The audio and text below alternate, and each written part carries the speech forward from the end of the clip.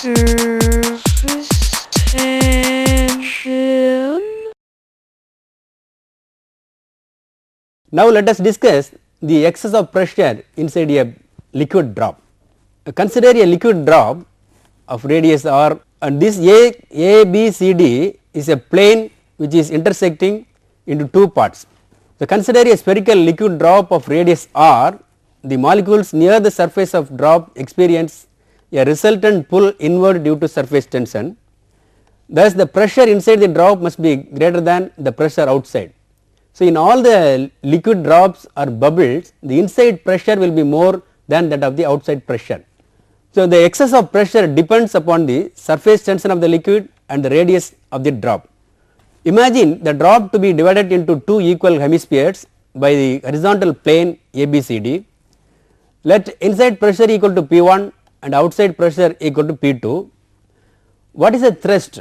If you know the formula for pressure, you can easily calculate thrust equal to pressure into area. The thrust on the hemisphere due to surface tension equal to Ft. The thrust on the hemisphere due to internal pressure, it is Fp1. The thrust on the hemisphere due to external pressure, that is equal to Fp2. So the thrust you can calculate by multiplying the pressure and the area. Fp1 is in the internal thrust due to internal pressure, P1 into pi r square, Fp2 into pi r square. The force due to surface tension is equal to surface tension into length 2 pi r. Now the surface tension T acts round the circumference of the drop which has a length of 2 pi r.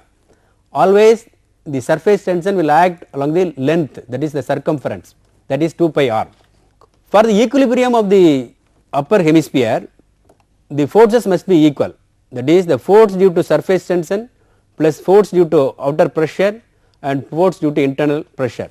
So Ft plus Fp2, that is equal to Fp1. What are the values of Ft and Fp2, Fp1?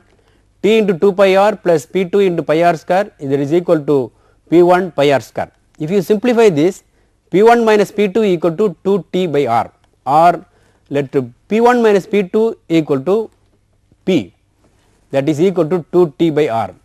Oh, this is the excess of pressure inside a liquid drop, that is excess of pressure is given by 2T by r.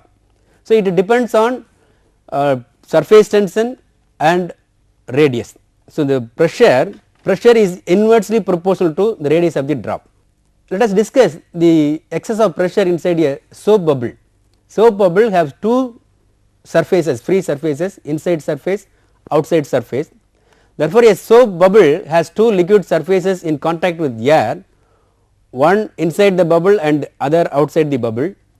Therefore for equilibrium, Ft plus Fp2 equal to Fp1.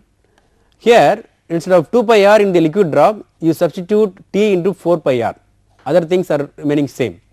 Therefore the excess of pressure P1 minus P2 equal to 4T by r. So in the case of a soap bubble, excess of pressure P1 minus P2 equal to 4T by r. The excess of pressure in the case of soap bubble equal to 4T by r. And what is the conclusion from this formula? The excess of pressure is inversely proportional to the radius of the drop or bubble, and the pressure inside the small bubble is greater than the pressure of a air inside the larger bubble. So larger the size, lesser the pressure. So pressure inversely proportional to the radius of the bubble or drop.